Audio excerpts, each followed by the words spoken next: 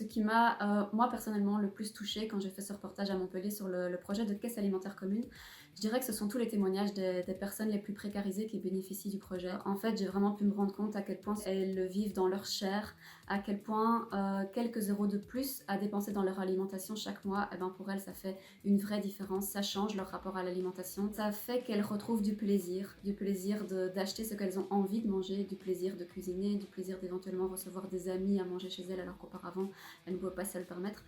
du plaisir aussi de manger plus sainement. Et ça, évidemment, ça leur fait un bien fou. Et puis, il y a aussi tous les enjeux, tous les aspects plus démocratiques qui sont également au cœur du projet de caisse alimentaire commune de Montpellier. Et là aussi, j'ai pu observer à quel point le fait pour toutes ces personnes plus précarisées de pouvoir s'exprimer, d'avoir leur mot à dire au même titre que tout un chacun, bah, ça les aide beaucoup dans leur estime d'elles-mêmes, ça fait en sorte qu'elles se sentent beaucoup plus légitimes pour intervenir dans les débats publics.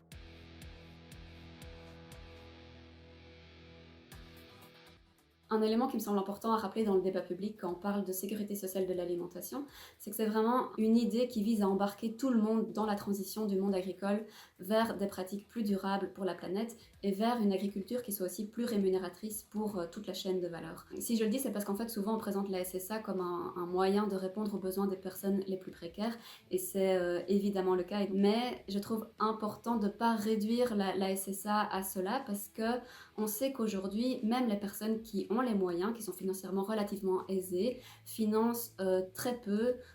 trop peu en tout cas, une alimentation qui soit vraiment plus durable pour la planète et plus rémunératrice pour notamment les paysans et les paysannes.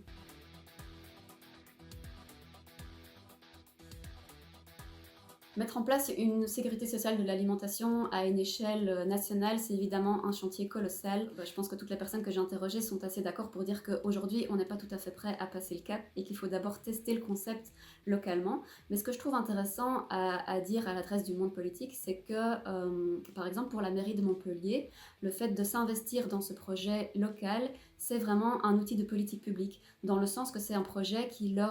les aide en fait à mieux comprendre quelles sont les attentes de la population, à mieux comprendre quels sont les freins qui empêchent la transition du monde agricole vers des pratiques plus durables, qui empêchent les citoyens de soutenir davantage cette transition. Ça leur permet par exemple d'identifier quelles sont les zones où l'offre, que ce soit au niveau des magasins ou au niveau de la production, manque. Ça leur permet vraiment d'avoir une compréhension beaucoup plus globale des enjeux.